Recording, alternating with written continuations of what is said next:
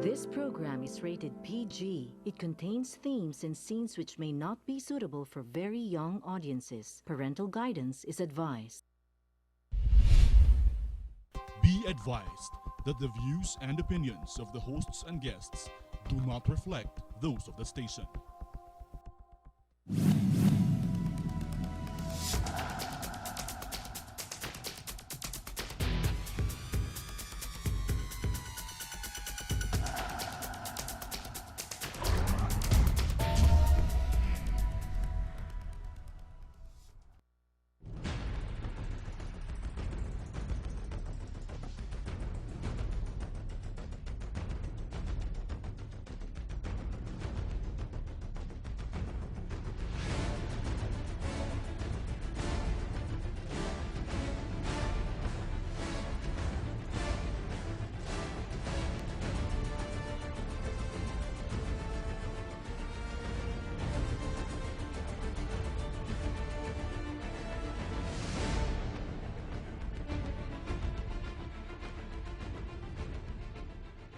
Philippines, good evening. Naimbag Arbii, masanto siya salabin si kayamin, maya pa bengi kay kongan marahay na banggi sa Indo Gabos, maupay nga gabi, ha iyong tanan, maradyaw na duyum, buenas noches, bismillah, rahmanirrahim, assalamualaikum, warahmatullahi ta'ala, barakatuh, maayong gabi sa Tibok Luzon, Visayas, Mindanao, up to Philippines, Sabah. Ako po si Eric Espina at ito ang inyong nag-iisang republika. We're going to get a rundown now of what is the current status of the election protest, of Senator, maybe Vice President Bongbong Marcos. We'll see how this thing turns out. Everything is still in a flux. We're also going to find out where the protest is going, what are the initiatives that are being undertaken. Do we see even an Jaime Marcos running for the Senate and under whose party? So all this we're going to tackle for tonight, and maybe we can even ask about the revolutionary government, whether Senator Bongbong is for it, is against it, or is he even part of it? So tonight we're going to have as our guest Congressman Jonathan de la Cruz, or Jonat. Jonat. Okay. Good evening. Good evening, Good Eric. evening. Good evening. Good evening. Good evening to our Yeah. viewers. Yes. Oh, kumusta? Mabuti. kayo ang kinukumusta ko ngayon Okay dahil lang. We're around, Oo. trying to work things out. As you know, I'm also in media, so I Yes. have a regular radio program program in DWIC. What time? Monday to Friday, 8 to 10, and then DZR8 Saturdays. Okay. So you're heard all over the Philippines. We're heard all over the Philippines. Yeah. Okay. 9 to 10:30 naman yung DZRH. Oh, that's very ikaw, good. base ka na yata sa Cebu. I'm based in Cebu, Oo, yes. I mabubuti. just come back and forth for the taping. We need people like you Well, we also need people like you. to be in this Diba? kind of, especially now in the face of a lot of fake news and everything else. It's social media is becoming more and more popular. Actually, fake news became very sexy as a term, but It is actually. but in media terms, there's no such thing as There's fake no news. such thing, yes. There's only a fake lead, a fake story, or nakuryente ka. Like what's happening right now. Ang daming nakukuryente. Yes, exactly. Daming nakukuryente. Exactly. So, where are we now as far as Senator Bongbong is concerned? What is the status of his case? Well, the case is, as you know, has been pending for the longest of time Okay. at the Presidential Electoral Tribunal, which is the Supreme Court. The ponente there is Justice Kagiwa, Yes. Ben Kagiwa. And we hope that this thing moves already, because it has been 1.5 years. Yes. And the only thing that has been resolved so far is, number one, for them to have a schedule, Yes. finally, of decryption of all of the ballots and everything else. Number two, to have a three-man commission that will take a look first at the decrypted ballots and all of those issues regarding the actual results, meaning the ballots, the CF cards, and everything else, which will be finally given to the Presidential Electoral Tribunal. But it has been the longest of time held by Justice Kagiwa. So we hope this thing will move. They have identified three. In the case of Senator Marcos, the team has identified three provinces that will be the first provinces. And in the case of Lenny, Vice Yes. President Robredo, she has also identified 3 provinces that she wants to take a look at for purposes of the count. When you say Vice President Lenny, you mean de facto or de jure? Just, no, because Well, we have to give due respect to the office. Ah, really? So she was proclaimed. So we are working on that basis. because I remember before when President Marcos was in Hawaii and is still alive, Yeah. he never referred to Cory Aquino as As the president. president, Yeah, yes. it was always it was always Cory. Okay.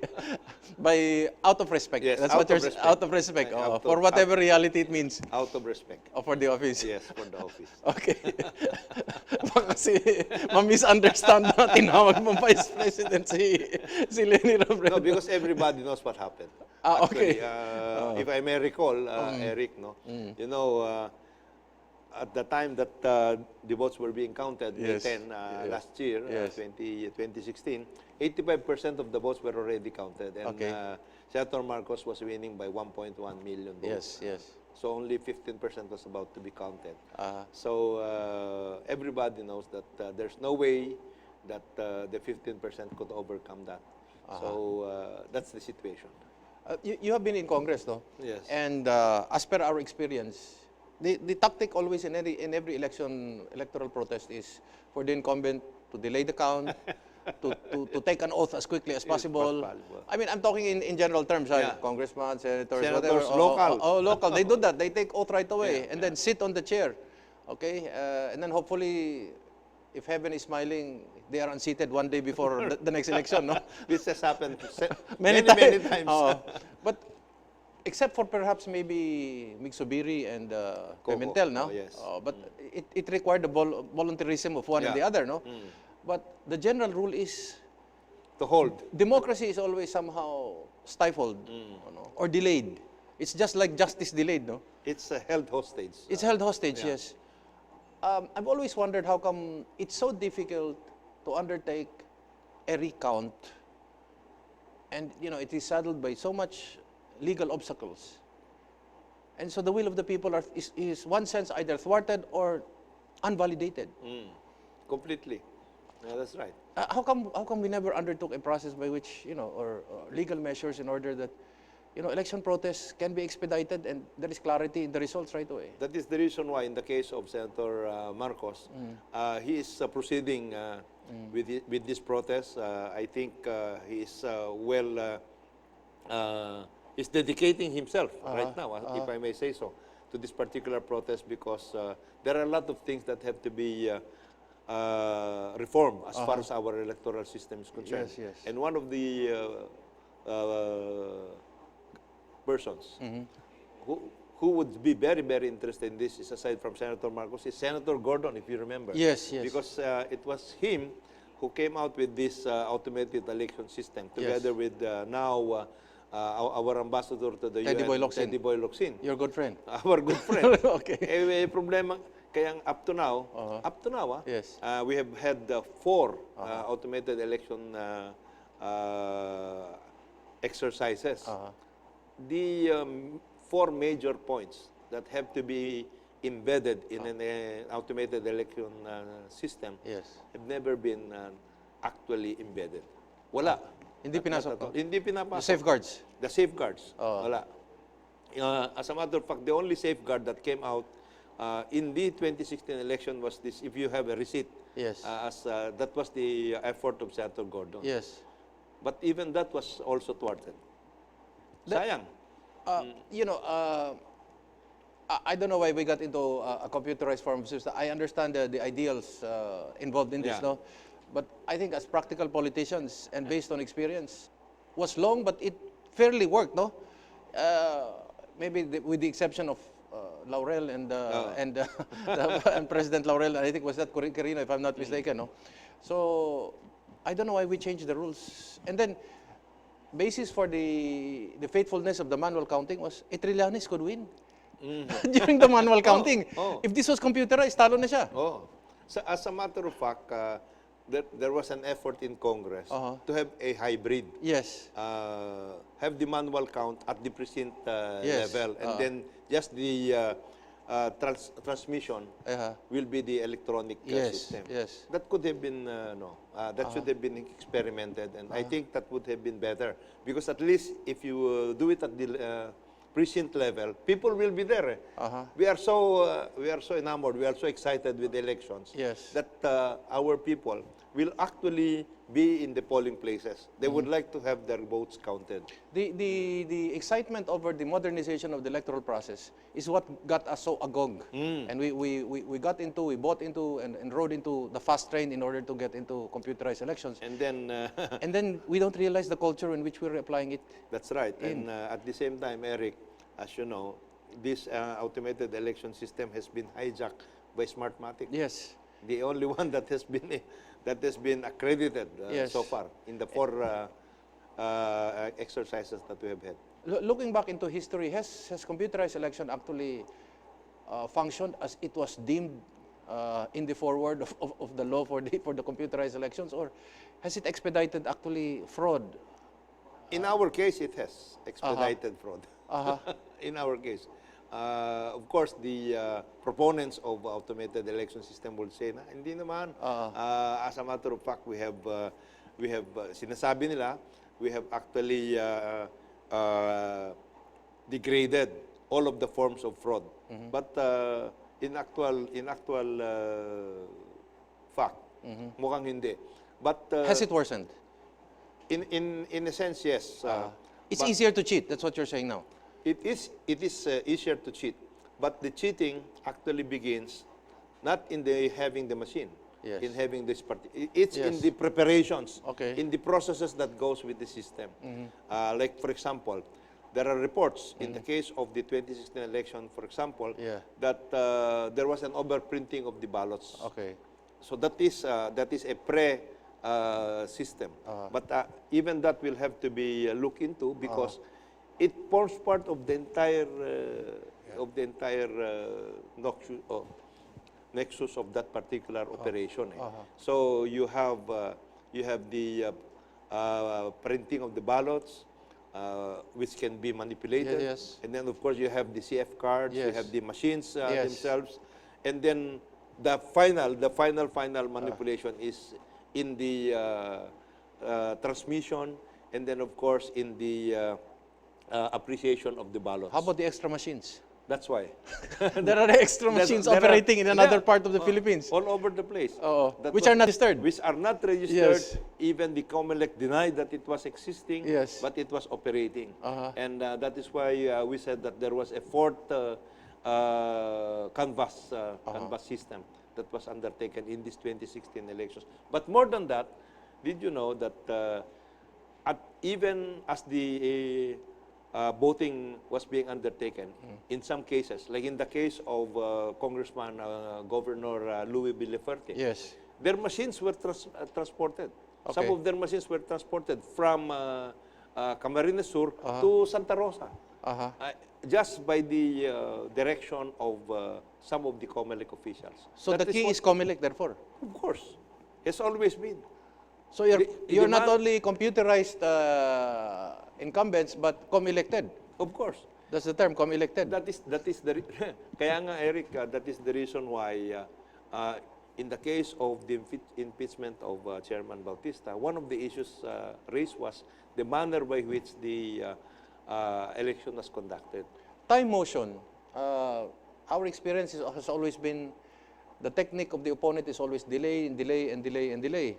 Of course, the protestant is always saying expedite, expedite, expedite. But it seems in our history, it's always the person who wants to delay the process that seems to succeed. Are we optimistic that there will be a final count credible enough that the Filipino people will say this is a settled issue? Yes, How long? Time motion? we are looking at possibly June next year, hopefully. June. Oo. Because you must understand this. The 2019 elections will be forthcoming Yes, already. yes. And everybody has to prepare. Yes. If you are going to run for the Senate, for Yes, example, yes. by the first quarter of next year, which is 1.5 months from now, you already have to have something Yes. in place. Yes. Otherwise, wala ka na. Oh. Especially if you are not a known quantity. Yes. So, by June, Uh, Senator Marcos will have to make a decision himself. Okay. Is he still going to run for the Senate, or is he going to proceed with his protest? Uh-huh. My view is that Senator Marcos will proceed with his protest. Okay. He will not think about having himself get back to the Senate, for example, and leave his protest behind. Yes, yes. So that is quite laudable because he can always make it back to the Senate. What are the advices that he's getting from his, From his friends. Yeah, from his friends, from you, from the First Lady, from Yeah. the family? Proceed with the protest. Yes, and he is dedicated to that. Uh-huh. So your time motion here is what? Hopefully, God willing, 3 years. In 3 years, matapos yung counting. That's for me, that's the maximum, 3 years. No, what we are looking at is the first 3 provinces Okay. that were designated as the experimental provinces in the case of Senator Marcos. The first 3 provinces we will already have a decision, and I think he will win. What, of course, the counter objective there, or counter operation there is, of course, the incumbent will look at all the provinces and have it counted. Yeah, but hopefully, and again, this is going to be a decision to be made by DPET, Presidential Electoral Tribunal. Once there is already a count, in the case of the first 3 provinces of Senator Marcos, and even in the first 3 provinces of the Vice President, Yes. then they can make a decision already Based on that. based on that. What are we looking at? How long? Next year, maybe at most. June. June next year. Yeah, June next year. So that's the red letter day. Yeah, that's the red letter day, and that's the reason why we are urging Justice Kagiwa and of course the justices of the Supreme Court, especially the Chief Justice, to have this particular undertaking be expedited. Kasi sayang naman yan. Yes. The people are waiting Yes. to know the truth Yes. about this thing. And it adds to the instability sometimes of some of the... Congress never looked at this issue, no, on election protest, how to expedite the process. Even if we just start with presidents, vice, Yeah. I don't know, there must be a test case by which we can expedite all this, because I think the technique is always sit first, delay and delay and delay. Yeah. I think they should, and at the same time, Eric, I think what we should do is to take a look at the entire system. The entire system.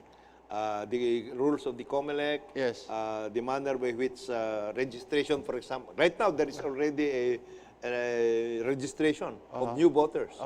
And that is, again, a process that has to be looked into, because everything else will depend on the list of voters that you have. If in case Senator Bongbong or Vice President Bongbong Marcos, whichever the case is, no, is decided to proceed with this protest, is anybody in the family running for the Senate? They're looking at Governor Aimee. Aimee, Okay. because her term will end by 2019. Okay. Oh. So she may decide to run. She may decide to run. Okay, and you cannot come up with percentages that as to whether it's 50% chance she's running, 80% chance she's running, 20% she's not running when we return. Yeah.